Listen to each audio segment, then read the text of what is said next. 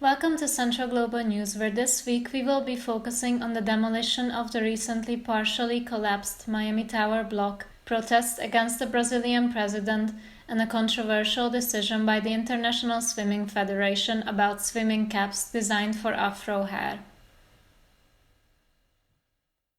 On Sunday night, the remaining standing section of a partially collapsed apartment block in Miami was demolished over safety concerns because of an approaching tropical storm. Rescuers have been working on the site since June 24, when part of Champlain Towers South suddenly collapsed, leaving at least 24 people dead, while 121 are still missing. The demolition of the remaining part of the block was brought forward to Sunday because of a tropical storm approaching Florida that could have endangered the lives of search crews. Rescuers hoped the demolition would give them access to new parts of the garage area of the building where more victims may be buried. They continued the search within a few hours after the building had been demolished using explosives.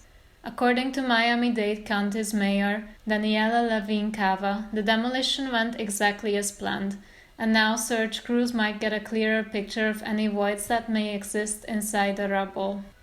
The cause of the 40-year-old building's collapse is still unclear. However, in 2018, an inspection warned of major flaws in the tower's original design. Tens of thousands of people demonstrated in Rio de Janeiro and other major Brazilian cities, as well as European cities including London, Barcelona, and Dublin, calling for the impeachment of President Jair Bolsonaro. The protests broke out after allegations that the Brazilian president failed to take action after being warned that members of his government had sought to illegally profit from the purchase of COVID vaccines.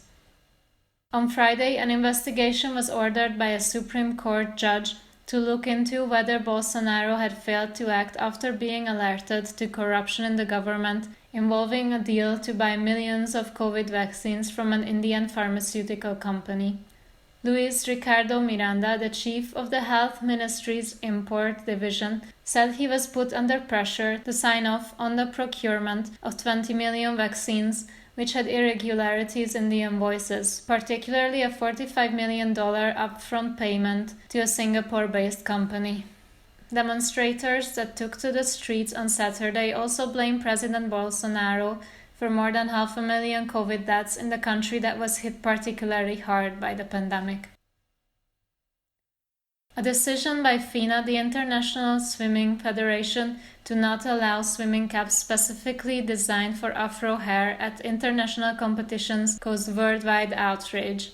After the backlash, FINA says their decision could be reconsidered. The sole cap was designed specifically to fit over and protect dreadlocks, afros, weaves, braids, and thick and curly hair. FINA argued that the swimming caps did not fit the natural form of the head, and to their best knowledge, the athletes competing at international events never used neither require caps of such size and configuration. Therefore, they did not allow the caps to be used at international competitions such as Tokyo 2020, which sparked criticism from many swimmers. The backlash has made FINA to review the situation. In their most recent statement, they said they understood the importance of inclusivity and representation and that they are committed to ensuring that all aquatics athletes have access to appropriate swimwear for competition where the swimwear does not confer a competitive advantage. The statement also said FINA would speak to Soul Cap about using the hats at their development centers where swimmers around the world train. Thank you for listening to the podcast. We'll be back next week.